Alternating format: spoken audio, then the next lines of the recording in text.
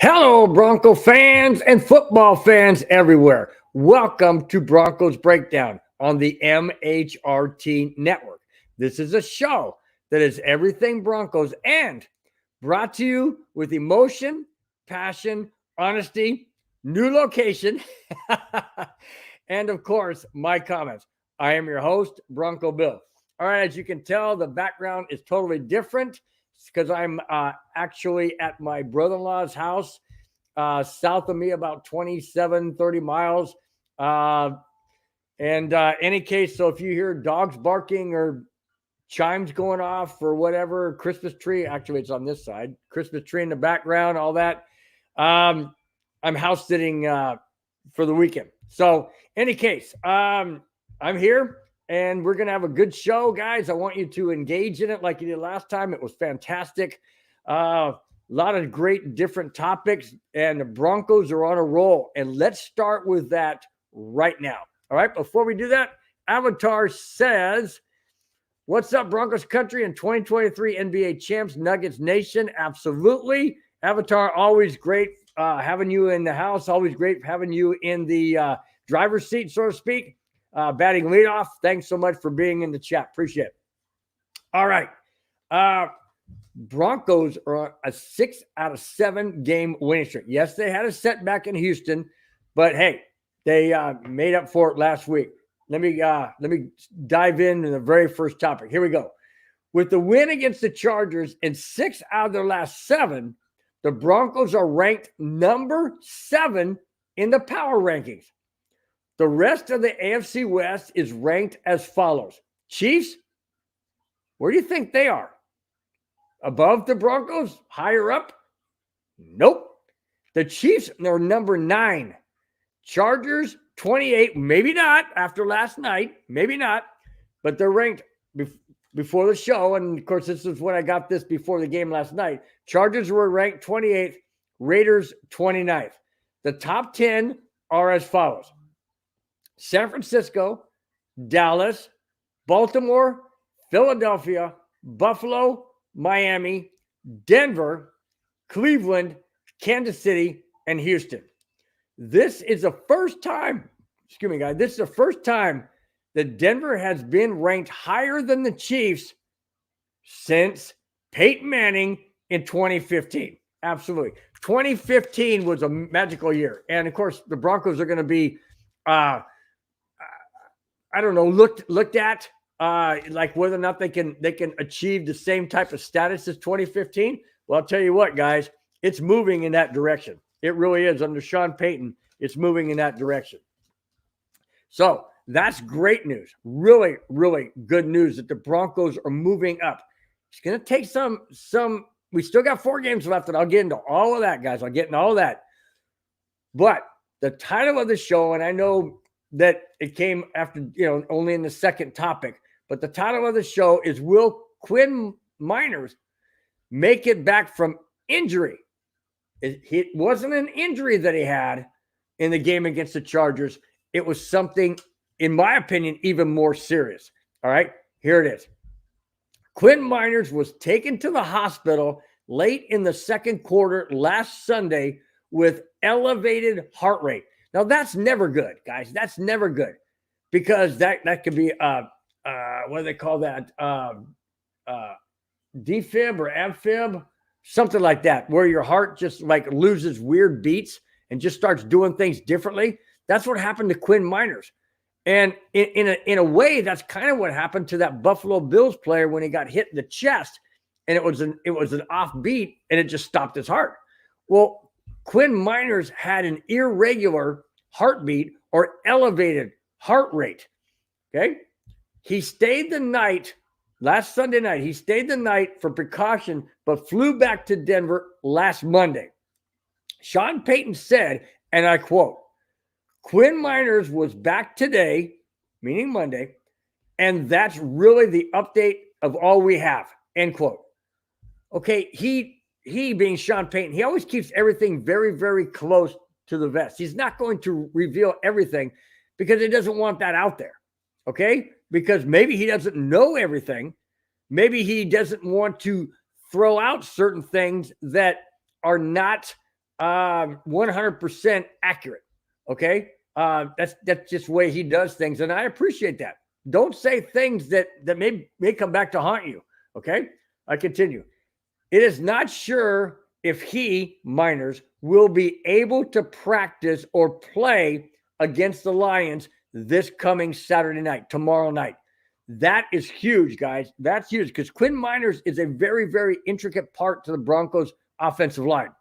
And if he cannot go against the Lions in Detroit tomorrow night, that does not spell well. Now, sure, the backup came in and did what's his name? Wattenberg, I think it was. He came in and did a decent job. But when Sean Payton was asked about Quinn Meinerz being out, and if Wattenberg, was adequate enough to play, he says, we're really looking to have Quinn Meinerz back. Well, that just tells you that Sean Payton, doesn't really have confidence in Meinerz' backup. But it's all about Quinn Meinerz' health. It's not about whether or not, they should thrust him in there under, possibly, they don't want to put him in there if the situation is going to get worse or could get worse. Well, he was released last Monday morning, I should say, by the Los Angeles hospital that he went to, and they deemed him well enough to go home. Does that mean he's well enough to play? I don't know. It's a very stressful game in the NFL, especially, the interior line, and you're trying to block these 300-pound guys, 300-plus pound guys, away from getting to your quarterback. And that takes a lot of strength, and that takes a lot of energy, and it takes heart rate. And I don't know. That's all I've gotten, guys. I don't know any more update. I've tried to do my research. I've done my research, I should say. I've tried to get information from the sources. I haven't gotten it. I don't know if Quinn Meinerz is going to be able to go tomorrow night. We'll find out, obviously, at game time. But if not, well, it's going to be Wattenberg, and we just have to roll with that. Excuse me, guys. Avatar says, my dad had that and had to get a pacemaker because of it. I believe it. My mother-in-law has a pacemaker for the very same thing. And it regulates the heart rate, keeps it beating the way it's supposed to. The whole rate goes boom, boom, boom, up high and then down low and then up high and down low. That's the rhythm it's supposed to have. The way it goes up, up, and then maybe down, down, up, and then erratic. I mean, that's never good. That's never good. It weakens the heart. And with these guys playing with this intense pressure and strength that they have to have and all that, I just hope and wish and pray for the best for Quinn Meinerz. That's just what you got to do. You got to put his health first. And I know the Broncos country, as well as myself, I want the Broncos to win Saturday. I absolutely want them to win tomorrow. But not at the expense of something catastrophic happening to Meinerz on the field. I don't want to see that again. We saw that with Buffalo, the Buffalo Bills. I don't want to see that again. And if it means that the Broncos have to put in a backup, so be it. You got to roll with the guys you have. And that's the bottom line. Quinn Meinerz' health is first and foremost. All right. Courtland Sutton. Oh, my gosh. Is this guy amazing? This guy's absolutely amazing. And that guy can catch anything. But that's not where I'm going with this. Listen to this. In the game between the Broncos and the Chargers, Courtland Sutton became the Broncos' first wide receiver to catch 10 or more touchdowns in a season since Julius Thomas and the late Demaryius Thomas. And that happened in 2014 with Peyton Manning as a quarterback. The Broncos' first wide receiver since 2014, 9 years, Courtland Sutton, 10 or more touchdowns in a season. There's 4 games left, guys, so he could eclipse 10 easily since Julius Thomas and the late Demaryius Thomas in 2014. Sutton's 10th TD catch came on the very date. This is ironic. came on the very date of the anniversary of Demaryius Thomas's untimely passing. Wow. That to me was, when I read that and saw that, I thought, oh my gosh, Demaryius Thomas is shining down on Courtland Sutton and say, come on, buddy, you can do it. Do it for me. Do it for yourself. Do it for the Broncos. That is absolutely amazing. Amazing that it happened on the very date, not the actual year, of course, but the very date of the untimely passing of Demaryius Thomas. Wow. You know, it's just, I still can't get over the fact that DT's gone. I really can't. I can't get over the fact that he is gone. But you know what? Time moves on and life moves on. And we just cannot forget the impact that Demaryius Thomas had on the Broncos country, had on Denver, had on Colorado, had on the Broncos players. And obviously, Courtland Sutton makes that one-handed catch with his arm being pulled back, catches it in this hand one-handed for his 10th touchdown on the very date, I should say, that the late Demaryius Thomas passed away. Wow. That's absolutely uncanny, remarkable. Going back to Quinn Meinerz, Avatar says, according to the Denver Post, Quinn Meinerz expects to play tomorrow. Well, that's good. That means that he's been deemed eligible to play by the doctors and all that, which is fantastic. Because Quinn Meinerz is very, very instrumental on that right side of the Broncos offensive line. And we're going to need help against Detroit, guys. We're really going to need help against Detroit. Everybody's fighting for playoff spots at this point in time.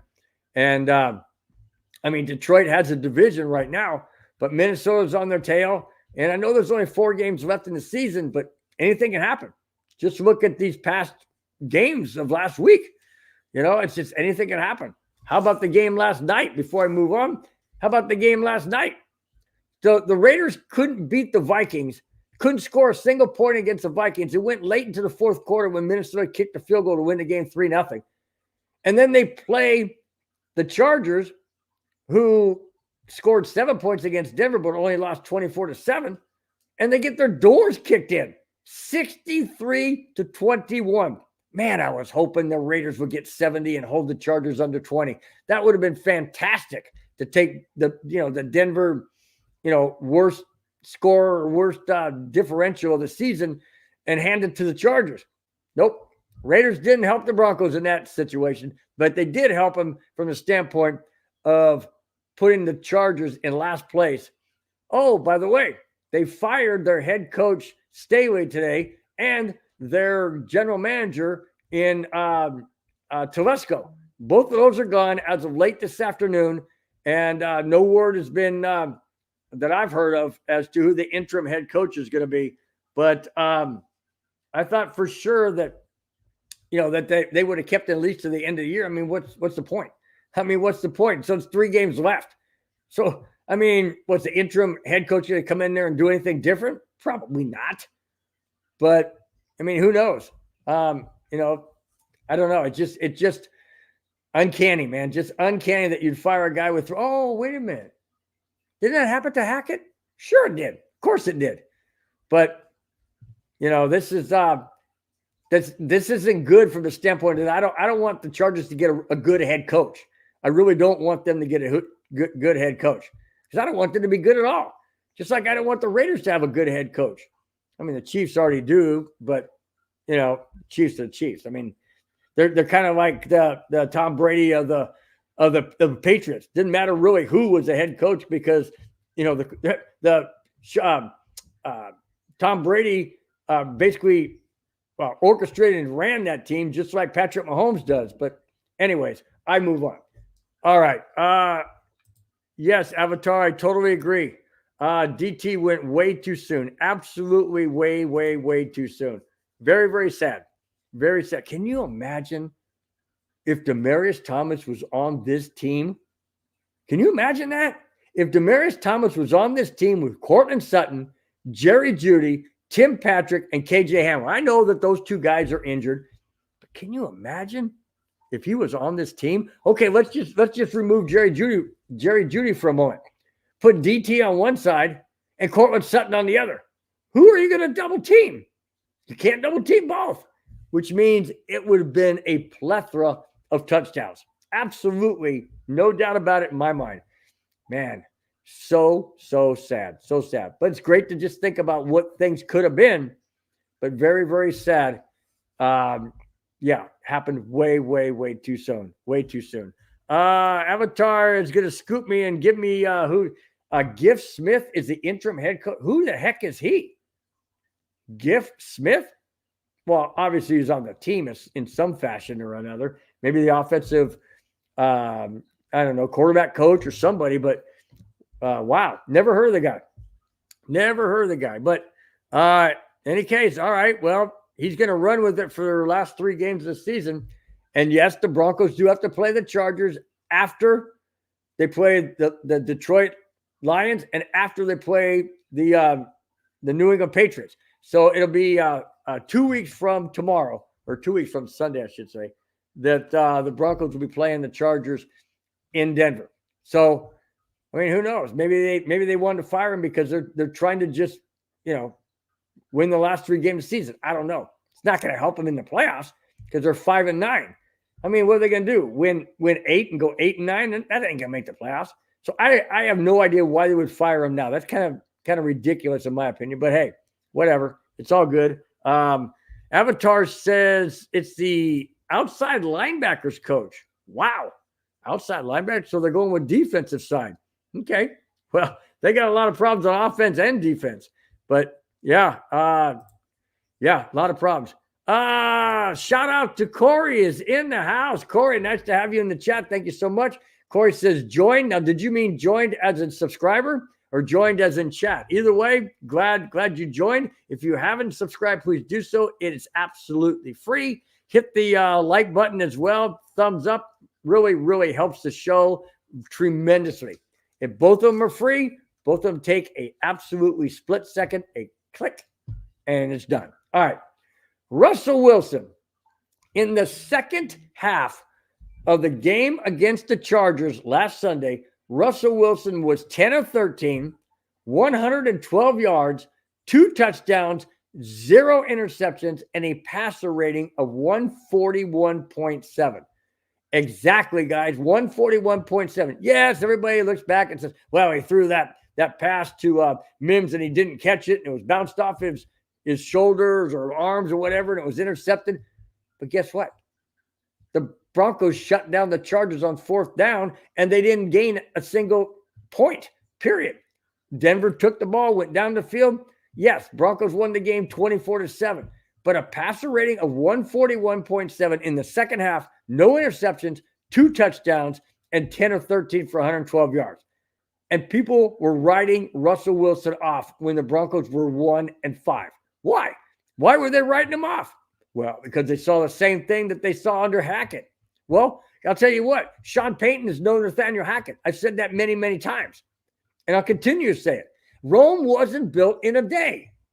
Things are not built overnight, so to speak. And when you bring in a new head coach, although not new to the NFL, new to the Broncos and Sean Payton, it's going to take time. They brought back Vance Joseph. That defense was pathetic when it was 70-20. I thought for sure they're going to fire Vance Joseph. Nope. They turned it around because they figured out what they needed to do to get the players that they had to believe into the system, believe in the scheme, and fit the players around what they do best. It's exactly what they've done.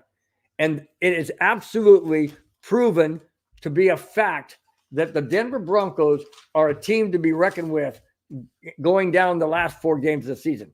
There's no doubt in my mind that the Broncos have a very legitimate chance to make the playoffs. Absolutely. Now, Sean Payton said he's not just focusing on making a wild card. He wants to win the division. Well, it's not in the Broncos' hands to do that. The Chiefs have to do certain things as well as, the Broncos have to do their part. I'll get into that in just a little bit. But speaking of the Chiefs, we now go to, that's right, guys, the jackass of the week.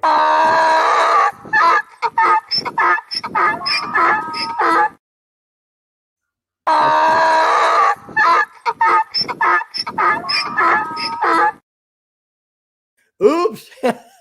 I thought I was just clicking it off or clicking it to stop. I completely spaced out. Anyways, well, I guess they deserve it twice because two people are really in the jackass of the week from the Kansas City Chiefs. Patrick Mahomes, and that's right, their head coach, can never remember that guy's name. You know what I'm talking about. Anyways, I can't ever remember. But they absolutely went nuclear and nuts on, or I should say, against the referees for last week's game with the Buffalo Bills, Andy Reid. Thank you, Avatar. Andy Reid. I don't know why I can't remember that guy's name. Maybe because I don't like him. Anyways, so Andy Reid and Patrick Mahomes went nuclear. Okay? The situation, in case you guys forgot, didn't pay attention, whatever. Tony, the wide receiver for the Chiefs, lined up with his foot about a third across the line of scrimmage, leaning into, or I should say, leaning across the line of scrimmage. And the play that was resulted in a touchdown, it was a pass to a pass to Travis Kelce. He caught it, flipped the ball back to Tony, who ran it around the left side and in for a touchdown that would have given the Kansas City Chiefs the lead and ultimately probably the win because there's only seconds left in the game. That was called back on the offsides because of Tony. All right? Patrick Mahomes and Andy Reid lost their freaking mind. Let me get into it. Here it is. When the Kansas City Chiefs looked like they had just beaten the Buffalo Bills with a late touchdown, the play was called back by an offsides by Tony. The wide receiver after the game, hang on. Tony, the wide receiver. Okay, period. Sorry.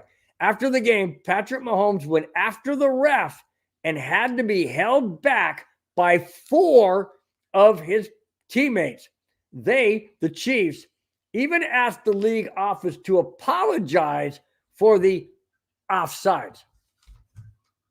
Really.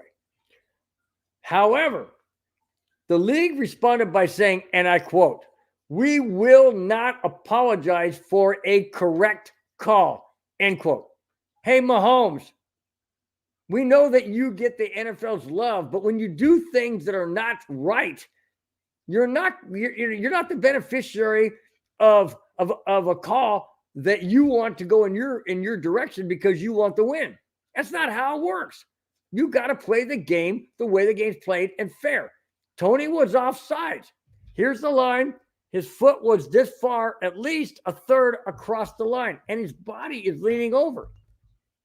You have to, it's an offsides. What do you want the referee to do? This, okay? First and foremost, Tony, as a wide receiver, they can look at the referee and say, hey, am I onside? Am I across? Am I back? And the referee will say, yes, you're across, or no, you're fine.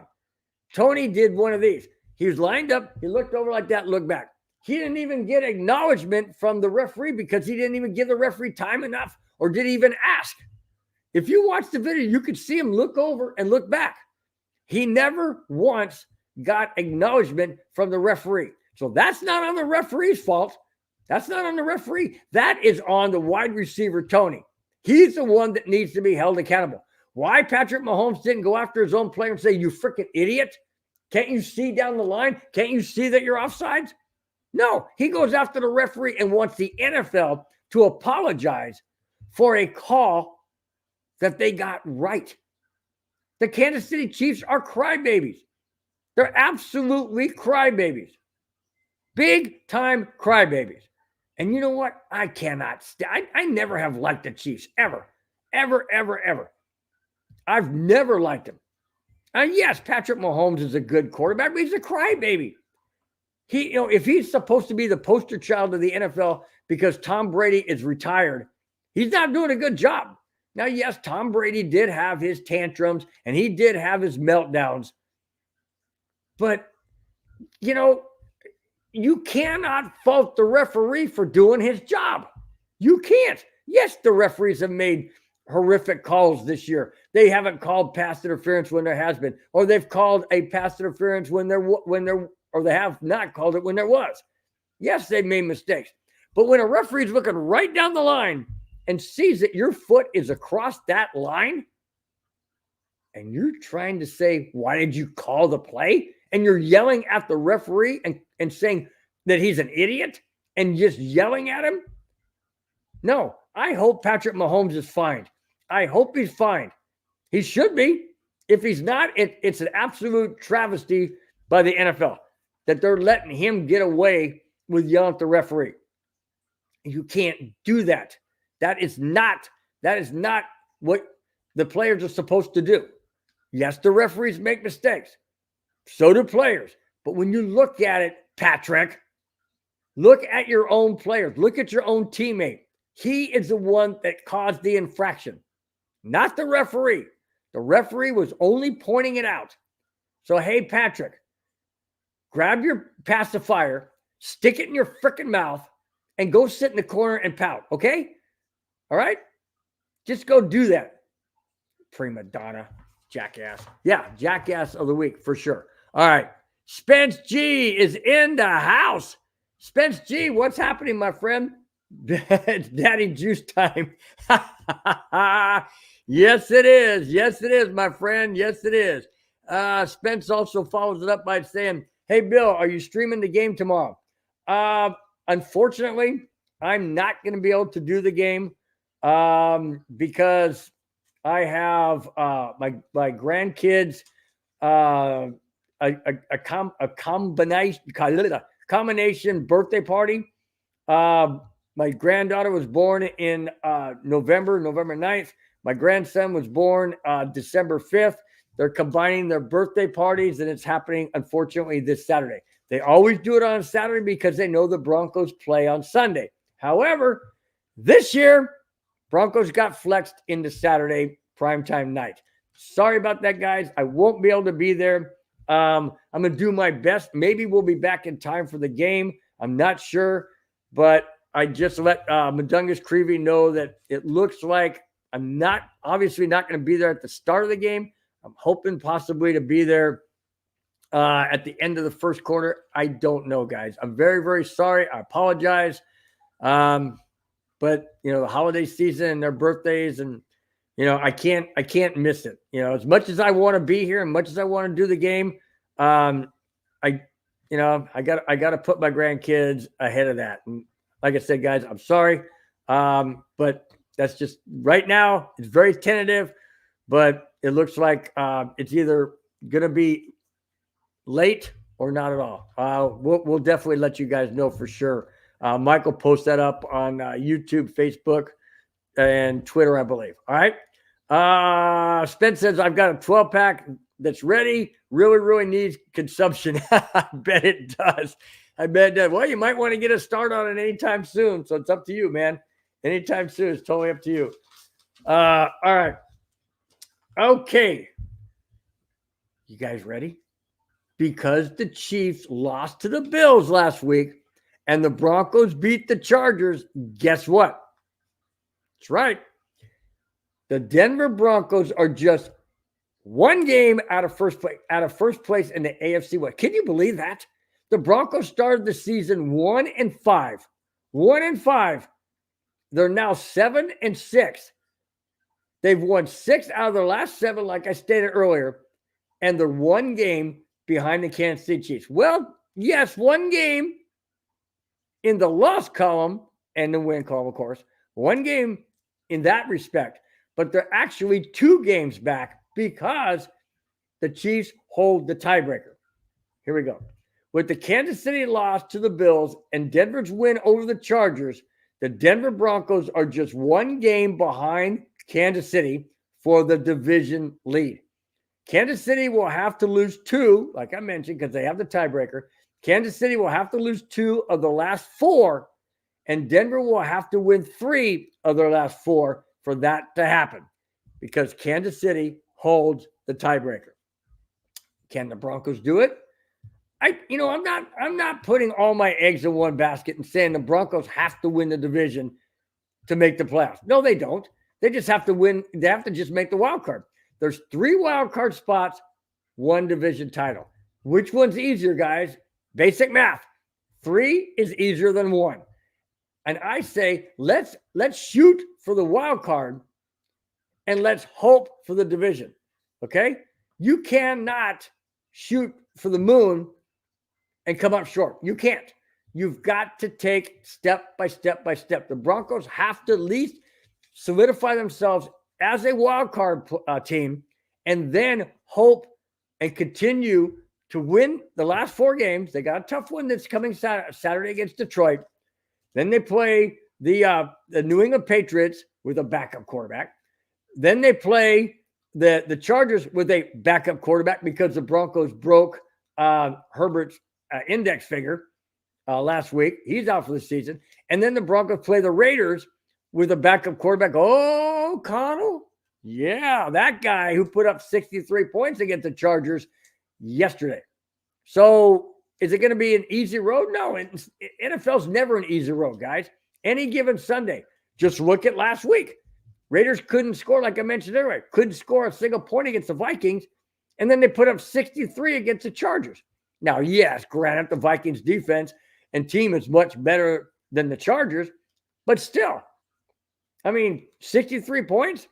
Yeah. Oh, by the way, do you realize this is the first time in NFL history that 2 teams, especially 2 teams from the same division, have put up 60 points or more on another team? And I take it back. Never mind. Oh, I hit the microphone. Sorry, guys. I take it back. Miami's not in the AFC West. I take it back. Miami put up 70. The Raiders put up 63. First time in NFL history where 2 teams in the same season put up 60 points or more. And both teams, or both games, I should say, that final score had never happened before in the NFL. 70-20 had never happened before Miami and Denver played, and 63-21 had never happened until last night. First time ever in the history of the NFL that has happened. That's pretty ironic. Unfortunately, Denver was on the losing end of one of them, but hey, that's just the way it goes, man. That's just the way it goes. Hey, my friend, my nephew, Bobby, Robert Marino, I call him Bobby, says, are you going to watch the Vikings game in the morning since you have a party in the afternoon? Yes, I will be watching the Vikings game. I want the Vikings to win. Absolutely. That's my favorite NFC team, as everybody well knows. And I definitely want the Vikings to win. I'm going to have to most likely record the Broncos game. I still don't know whether or not I'll be back in time to, do the show, whether Madunga Screevy wants to do his part for the first quarter. I don't know. But yeah, I definitely will be watching the Vikings game. I don't have to work tomorrow at the golf course because it's a junior PGA tournament, and they don't require a starter for that. So I won't be working tomorrow. So I'll be able to watch the game when it starts at 10 o'clock. So that'll be awesome. Anyways, let's see. Bobby says, Bronco Bill making my Friday by having a thanks a lot, Bobby. Appreciate it, man. Appreciate it. Hey, everybody in the chat's making my Friday as well, just by being here and watching and supporting and commenting.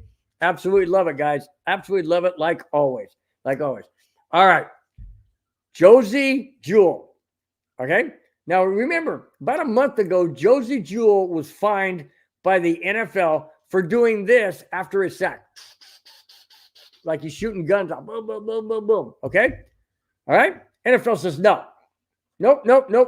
You cannot do that because we don't tolerate or condone anybody that acts like they're shooting at somebody else. Wait a minute. He's going like this, up in the air. He's not shooting at anybody else. Why is that wrong? Oh, because you don't want to demonstrate that you're shooting something. Okay, I get it. Wait a minute. Hang on, guys. Here it is. Last month, The NFL fined Josie Jewell $13,659. I don't know where they come up with these numbers. Well, they just randomly draw numbers out of a hat and go, oh, that looks like a good number. I think we'll fine him $13,659. Why not round it up and say 14,000 or 13,700? I mean, just weird. 659? Yeah, okay. Anyway, last month, the NFL fined Josie Jewell $13,659 for celebrating a sack with, quote, finger guns. Okay. After appealing, Jewell's fine was rescinded. In other words, they're not going to fine him $13,659. They're not going to fine him anything. It was rescinded in part because Josie Jewell's finger guns are never pointed at anyone. Okay, that's the way it should be. He's shooting up like this. Like I mentioned when this happened, people point up like this. People do all kinds of things, and they don't get fined. Okay, I continue. Josie Jewell said, and I quote, "The fine got taken away, so I'm like, okay, so we should be good now," end quote. The Outlaw, as he is nicknamed by his teammates, the Outlaw is back, and he's bringing his finger guns, period. Got that right. As long as he does it like this in the air, in the sky, what's wrong with that? He's called by his teammates as the Outlaw because of the way he plays, the way he does things. Okay? Why would he be getting fined for doing something? I mean, I've seen people do worse things, where they go like this, like shoot air, whatever they're doing. I mean, it's a celebration of their accomplishment on that particular play or whatever. But guys do things like that all the time. And if it's not directed or pointed at anybody, it's not a taunting. It's not like he went up to Herbert after a sack and went boom, boom, boom, boom, boom, boom like that at him. That wasn't it. No, he's doing it up in the sky like, yeah, whatever. Okay? Why would that be wrong? Well, obviously, he appealed it. It was rescinded. He's not getting fined. And apparently, he can continue to do it as long as he's not pointing it or doing it towards any person or players or sideline or referees or anybody. If he does it towards the sky, all well and good. I totally agree. I don't see anything wrong with it. Okay? I mean, guys celebrate in different ways. We've seen it. We've seen crazier things. I know. I mean, look at what was that? Who was that guy that grabbed the microphone, or not microphone, but the camera from one of the cameramen in the end zone, and he starts, looking at it and filming everything. I mean, he got fined. You can't do that. You're taking somebody else's equipment and taking their livelihood, their way of making a living, and you're turning it into your own little, 15 seconds of fame or whatever. You can't do that. Josie Jewell didn't do anything like that. He didn't use any object or anything. No, he is simply demonstrating his emotions in that particular fashion, not directed towards any person or persons. Okay? So I totally agree. Absolutely, totally agree. I am glad he's not fined. I am. But yet again, Kareem Jackson's fined for hitting somebody hard. Okay? I mean, I don't know. The NFL sometimes, in the way they do things, just frustrates me. Totally frustrates me. Can you imagine, like I mentioned before, can you imagine Steve Atwater now in the NFL? The way he used to hit and the way he hit constantly? Or Romanowski? Or, what's his name? I said Atwater. Dennis Smith? I mean, my gosh, go back to Super Bowl 32 and the way Steve Atwater hit his own player and the player for the Packers. That would have been a 15-yard penalty, today. Yeah, I'm glad Josie Jewell is not fined. I'm glad it's okay to do what Josie Jewell does. All right. As it stands now, this is interesting. As it stands now, CBS Sports has come out with their prediction of the 2023 NFL playoff scenarios. Here it is. They are in the AFC the following. Baltimore would have a bye. As it stands now, guys, 4 games to go. Baltimore would have a bye. Cleveland would be at Jacksonville. Buffalo at Kansas City. Yep.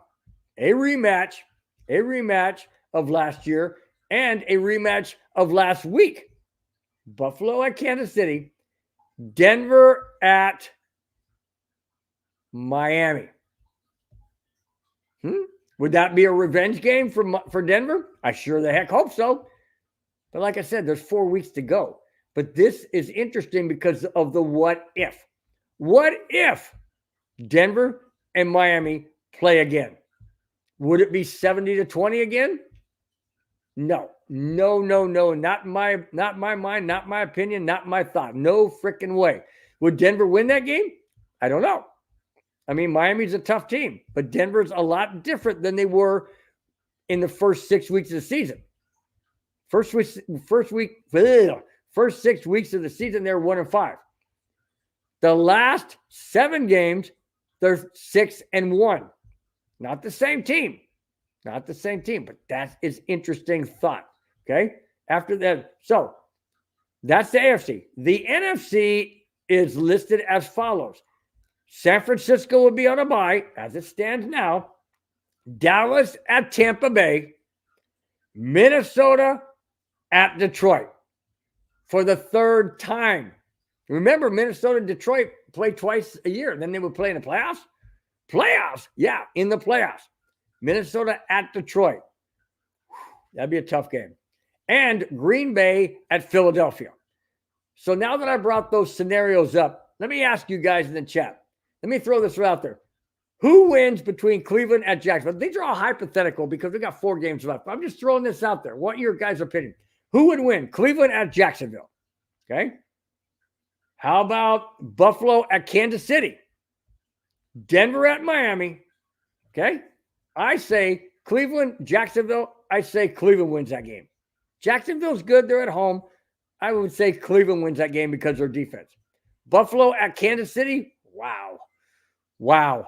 I think Kansas City, although, like I said, 4 games left, but I think Kansas City would be pissed off at the fact that they lost to Buffalo last Sunday. And I think that would stick into their craw, so to speak. And I think that they would come out with a little bit of revenge and wanting to take it to the Buffalo Bills. So I would say Kansas City would win that game. Denver at Miami. Which Denver team are we going to see? Denver team in the first 6 games of the season? Or the Denver team in the last 7 games of the season? I say Denver wins that game because Denver will not let what happened in the first, against Miami earlier in the season happen again. Okay. How about the NFC? Dallas at Tampa Bay. Well, I say Dallas wins that one. Tampa Bay hasn't looked that good lately. Again, I know, guys, hypothetical, but we're just rolling with this. I say Dallas would win it. Minnesota, Detroit. I don't know. Which Minnesota team are we going to see? Are we going to see the Minnesota team that played the Raiders last week? Or are we going to see the Minnesota team with Dobbs that just came out and rolled like a steamroller when he came in the game? And they ran off 5 straight. Well, albeit 3 of them were with Cousins, but still. Are we going to see that Vikings team? Are we going to see the Detroit team that just seemed to steamroll out of the gate and then, pitter-patter and stumble out the last several games? I don't know. But I would say Minnesota wins that game. A lot of it has to do with the fact that I want the Vikings to win, so I got to go for them. So I'll say Minnesota wins that game. Green Bay at Philadelphia. Yeah, right. Green Bay has no chance in the world against Philadelphia. Although Philadelphia has stumbled lately. They don't look like barn burners like they did when they came out undefeated, earlier in the season. So, on any given Sunday/Saturday, any team can win. I just thought that was interesting that CBS threw out those scenarios. Who knows? Could be a whole lot different in the next 4 weeks. Maybe some of those teams won't even be in the playoffs. Hopefully Denver is, but I just thought that was interesting to throw out there. Really, really interesting. Okay. Corey H says, I live in Detroit area, but I'm a Broncos fan. Awesome. Thanks, buddy. Thanks. So I think I know who you're going for tomorrow. The Lions have two flaws. First, they have no secondary. So that's up to Russell Wilson. And second, Goff cannot handle any pressure. That's our only hope. I would agree.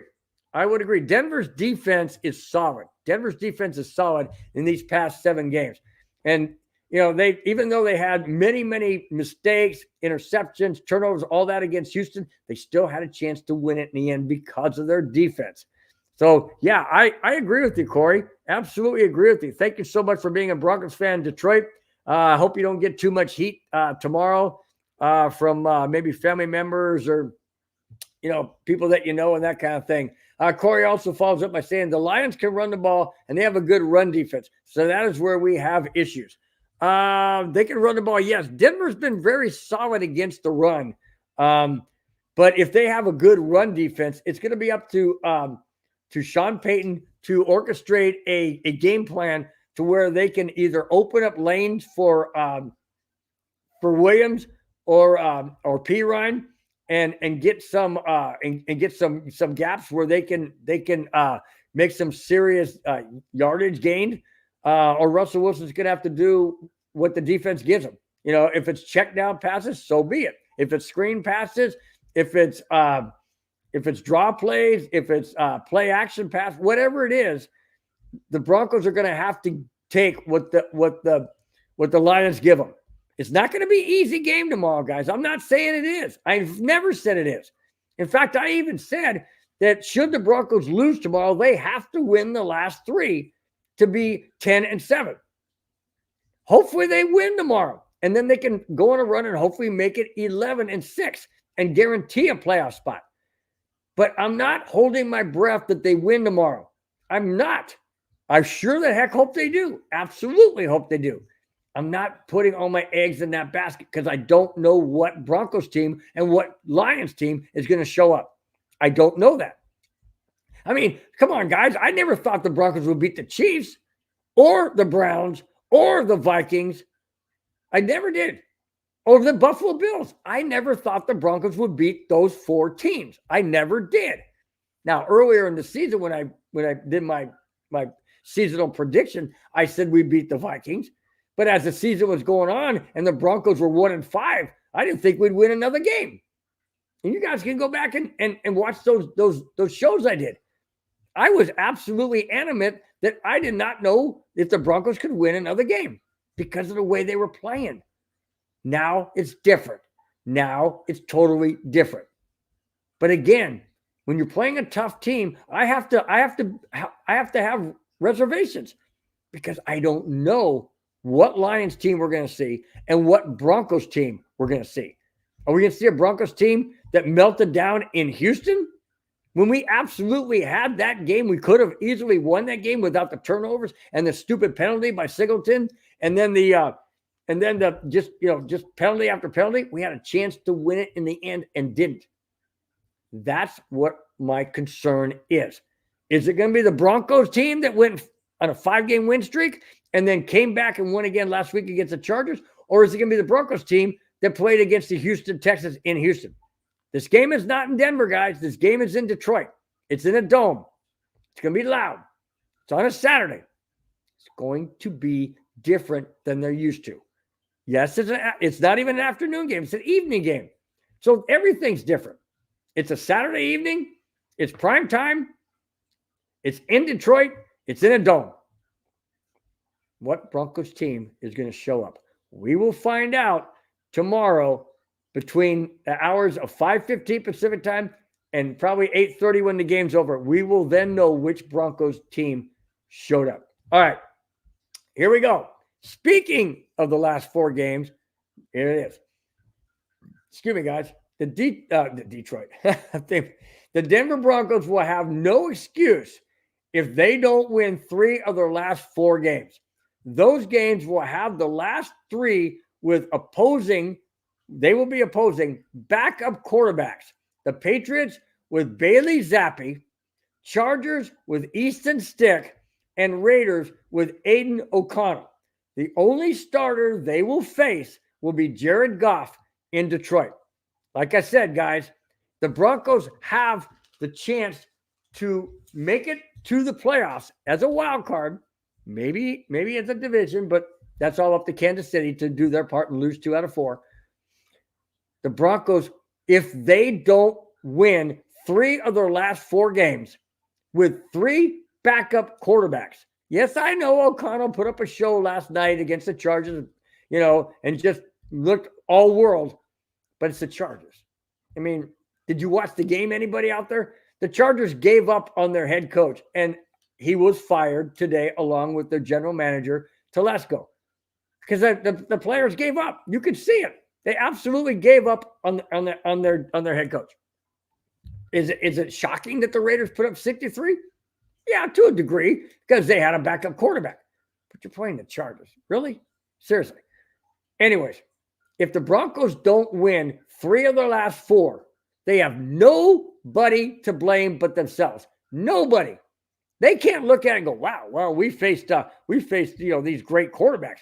We faced Tom Brady, Patriots. I'm just throwing out there. We faced Tom Brady, and then we faced Dan Fouts, and then we faced Kenny Stabler. No, they're not facing those guys on those teams. They're facing backups.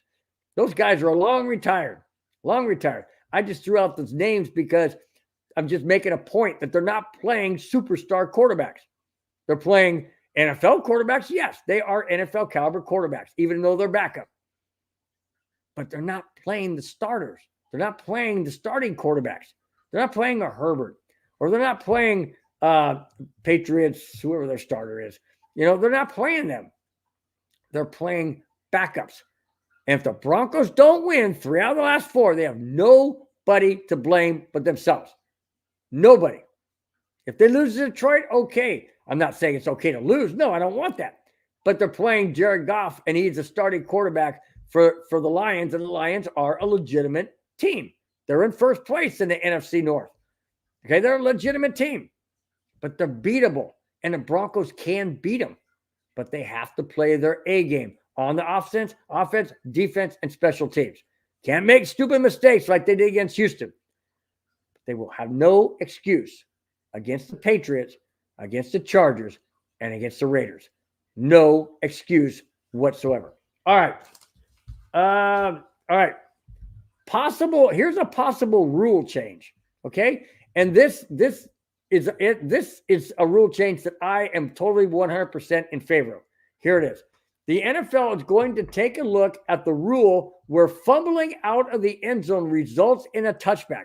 Now, this is because it was pointed out that, I forget who it was a Vikings player, and he crossed the line, he crossed the goal line with the ball in his hand, and then the ball came out of his hand as he was crossing the line, and it was fumbled out of the end zone. Okay, the officials called it a touchback. The ball was turned over to the other team. Why? Why was it turned? Well, he didn't maintain possession. Hold on a second, guys. Hold on. When a quarterback leaps over the line of scrimmage, reaches the ball out, it crosses the line of scrimmage. Okay, crosses the goal line. I should say crosses the goal line, and the ball is knocked out of his hands, or he drops it. What happens? Touchdown. Why? Because it was in possession as he crossed over that line of the end zone. Well, that's what happened in the Vikings. When he went across the line, then the ball came out. Why isn't that a touchdown? It's exactly the same thing. That's why the NFL is looking at this. It should not be a touchback. It should be a touchdown, because the rule states once all you have to do is break the plane. You don't have to come down with the ball and hit the ground and whatnot. It breaks the plane. Just like when a quarterback jumps over the line, puts the ball over, it's breaking the plane. That's all it has to do. Why would it be a touchback? It shouldn't be. Absolutely should not be.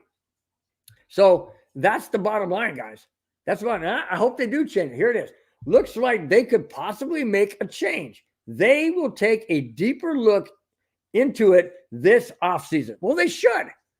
They should. How in heaven's name is it a touchdown when the quarterback does it, But when a receiver and he's fallen to the ground, hasn't hit the ground yet, and he reaches across that proverbial line, that barrier, and breaks the plane, why is that not a touchdown, even though the ball comes out of his hands, just like it would if a quarterback jumped over the line and the ball comes out of his hands?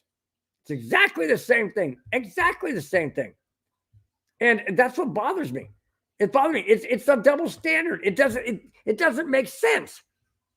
It's okay for one, but not okay for the other. I don't get it. I absolutely don't get it. It makes zero sense to me. There's a couple other things that don't make sense to me, but I'm not going to get into that because I don't need to get into that. But there are several things that don't make sense to me because they're just like controversial. One's okay, the other one's not okay. Exactly the same thing. All right. BP is in the chat. BP's in the house. Thanks so much for joining the show. Appreciate it. He says better double team Hutch. Yeah, I would agree. You've got to pick your poison. You got to double team somebody, and you've got to make or take out. I should say you got to take out the top receivers. You have to, and if it means double teaming and leaving somebody else on an island, so be it. You got to do what you got to do. One thing I don't have it here in my notes, but I do have to point out that PJ Locke may not. I'm looking to see if I have it in my notes, but I don't. PJ Locke is questionable. He's a Broncos safety along with Simmons. Simmons is okay. PJ Locke is questionable for the game tomorrow. We have to have PJ Locke. We have to. If we don't have PJ Locke, I don't like who we have behind him. PJ Locke has been a shutdown safety ever since he took over for Kareem Jackson and Jackson's suspension. PJ Locke has been fantastic. I hope he can play. He's injured, but I hope he can play. We'll find out, come game time tomorrow. But man, if he cannot go, that is definitely not good. Not good. Because whoever comes in, they're going to be picking on him big time.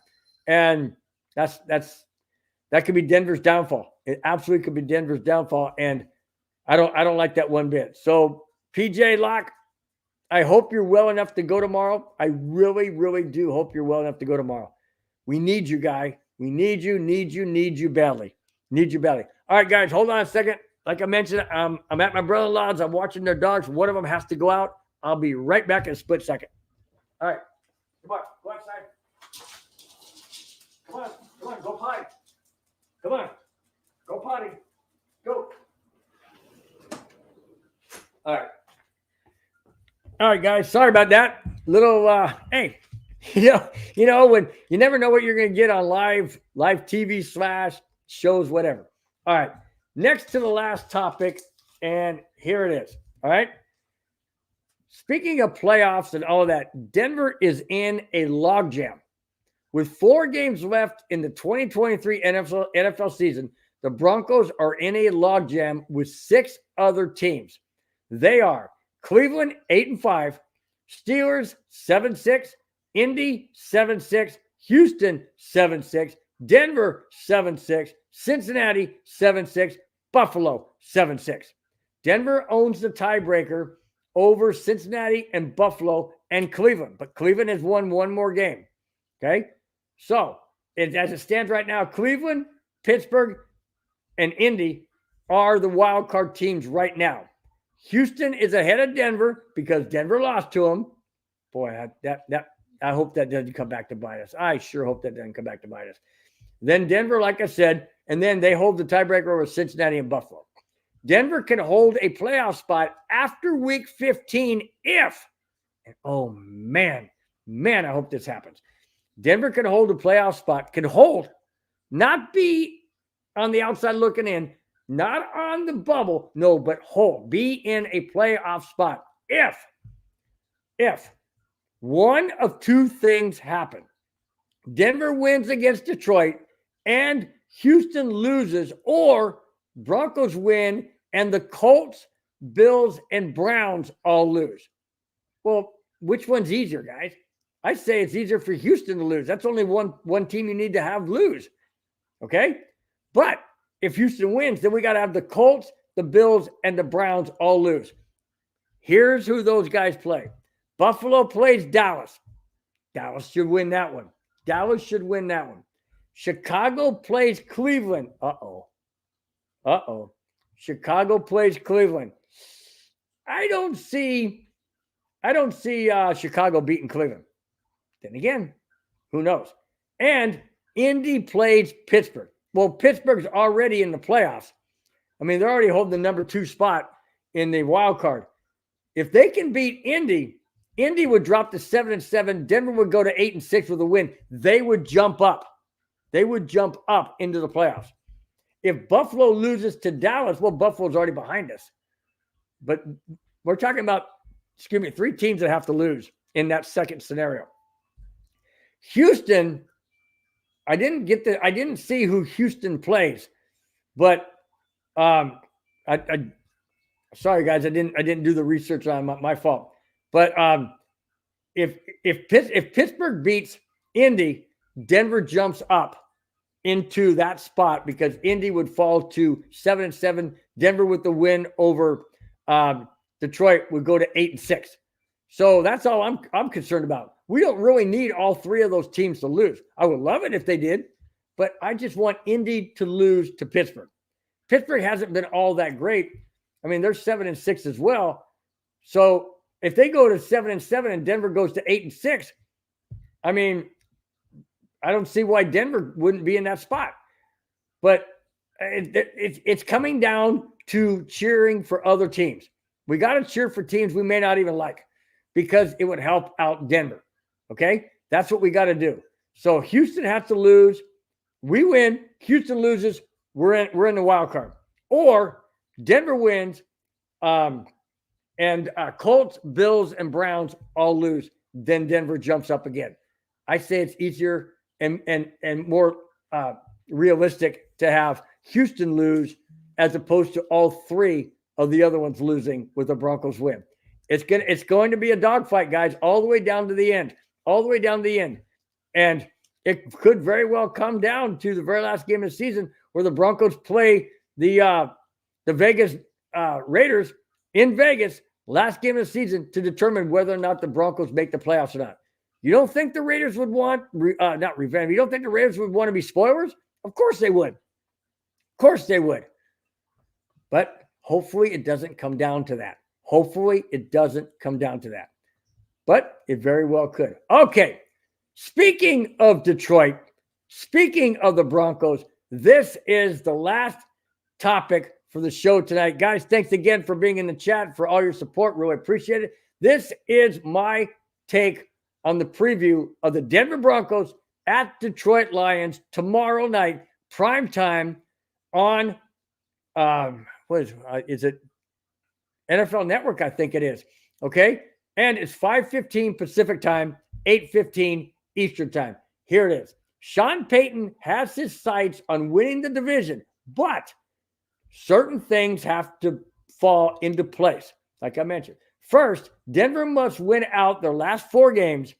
Detroit won't be easy, but if they can beat the Lions, the playoffs or perhaps the division would be in their reach. Okay? So first and foremost, Denver has to win tomorrow if they want to run the table and win 4 games and have an 11-6 record. That would absolutely guarantee them a wild card spot. I don't see Broncos going 11-6 and not making a wild card and maybe even the division. But certain things have to happen. Kansas City has to lose 2 games out of their last 4. The Broncos have to win 3 of their last 4, hopefully 4 of their last 4. It's not going to be easy in Detroit. Not at all. Like I mentioned earlier, it's on the road. It's on a Saturday. It's in prime time. It's unlike what the Broncos normally play. Broncos normally play in the afternoon on a Sunday, not on a Saturday, not late in the afternoon, not in a dome, and not in prime time. Okay? Are the Broncos going to be ready for that? I sure the heck hope so. Absolutely hope so. Is it going to take a perfect game by the Broncos? Maybe not. But it's not going to – you can't make the mistakes like they did against Houston and expect to win. There's no way. Absolutely no way. Denver's defense has been the reason why the Broncos are 7-6 and in the playoff hunt. It's not because of our offense. Our offense have done just enough to do what they have to do to win the game. The defense is the reason why the Broncos are where they are. The defense has gotten turnovers. The defense has gotten stops on fourth down. The defense has held the Broncos and put the Broncos offense in position to win games. The defense has done its part. Can the defense hold up against the Lions and their attack with Jared Goff and Hutch and others and the run game that the Lions have? Can the Broncos crack the Lions defense? Can the Broncos do enough on offense to sustain drives, to move down the field, to get touchdowns and not field goals? Can the Broncos offense do that? Can the Broncos defense put pressure on Goff, force fumbles, force interceptions, force 3-and-outs? That is the key right there. That my 3 points on the Broncos winning this game is, I mentioned already, the Broncos have to sustain drives. They have to get touchdowns and not just field goals. They have to keep possession of the ball and use the clock to their advantage. Defense has to put pressure on Goff. They have to stop the run. They have to force 3-and-outs. They have to keep the Broncos offense in a position to win the game. That's number 2. Number 3, no freaking stupid mistakes. No penalties. No being baited in by a quarterback to get a personal foul, Singleton. None of that. No offsides. No illegal formation. None of that. Play the game the way it needs to be played. Okay? Do what the offense needs to take what the defense gives them. Okay? The Broncos can win this game, but they have to play like they have when they won 5 straight. They have to play like they did when they played the Chargers last Sunday. The Lions are not the Chargers. I understand that. But the Broncos have to do what the Broncos have to do to put themselves in a position to win this game. They win this game, guys, and no Sunday's easy, but it's easier. The last 3 games will be easier than the game tomorrow night against Detroit. Detroit could be the turning point, the pivotal game the Broncos have to win, or if they lose, that could put a setback. Hopefully not, but it would make it a little harder, or maybe even a lot harder, depending on what other teams do, to make the wild card. Tomorrow night's game, the Broncos have to treat it like it's their playoff lives. They have to treat it like it's a playoff game. No 2 ways about it. They have to. In my opinion, they will. Sean Payton has this team believing, and Vance Joseph has this defense believing. And if they continue to buy into what Sean Payton and Vance Joseph are teaching them and are putting them into the position to win the games, the Broncos should beat the Lions. It's not going to be easy. I'm saying Broncos win tomorrow. Broncos beat the Lions tomorrow, 21-17. 21-17 Denver over the Lions tomorrow. That's my prediction. That's what I'm thinking, guys. I have no idea. Like, I haven't been right on some of these, points-wise and stuff. I don't care what the score is. I'm just saying it's not going to be easy. It's going to be close. But I'm saying Denver will win the game 21-17 and put themselves at 8-6 and in prime spot to run the table and finish the season at 11-6. That's it, guys. That's all I have. Thanks for watching. Thanks for subscribing. If you have not, please do so. Please hit the thumbs up, the like button. It helps the show out tremendously. It lets other people know that you guys like the show, you support the show, and it's worth watching. I really, really do appreciate it. Guys, as you can tell, Christmas is right around the corner. A big Christmas tree over here. Well, right here. Big Christmas tree back here. My brother-in-law's house. And guys, I will be here next Friday, right before Christmas. But I do want to say to each and every one of you, in case you cannot be here next Friday, and you watch it after the show's been already aired, you can watch it on the podcast or the replay. Guys, if you're not here, please have a wonderful and safe Christmas. Have a wonderful Merry Christmas, guys. I really do enjoy each and every one of you being in the chat. It means so much to not only myself, but the network, and really, really do appreciate your support. Avatar, always thanks for batting leadoff, being in the chat, being in the house. Corey, thanks so much. From Detroit, Bronco fan in Detroit. Love to see that. Spence GC, thank you so much for being in the chat. My nephew, Robert Marino, thank you as well. Really do appreciate it. BP, thank you so much. Obviously appreciate every single one of you. Clayton Huron says, smash that like button and share. Absolutely share. Thank you so much, Clayton, for always supporting the show and the channel. Really do appreciate it. Yeah, Clayton always says, Denver Broncos for life, baby. Let's go. Absolutely. I totally agree. Let's see. Clayton always said, lights out defense, baby. Coaching. Yes. Couldn't agree with you more. Could not agree with you more, Clayton. You nailed it big time, like you always do. Guys, once again, thanks so much. If any of you missed any part of the show, please go back and watch it. As soon as I'm done here and and the show's off the air, you can go right back on YouTube and watch it. Just go into MHRT on YouTube, look for the show, click on it, and you will be able to watch it right from the very beginning. Guys, once again, thanks so much for your support. Thanks so much for being in the chat. You guys have a wonderful, wonderful rest of the weekend. Let's go Broncos. Let's beat the Lions. Let's make that solid move towards the playoffs, and let's get a W. Got it? Let's go, guys. Let's go Broncos. Everybody, thanks once again so much. We will talk to you next Friday. Till then, guys, take care. Bye-bye. Fast lane when I pass in the street, bag of money in the passenger seat. Simcoe's been asking for me on the road from the west to the east. Way up, I might never come down, cause the coast racking up the flame out. So high, I might never come down, so what, this is my lifestyle.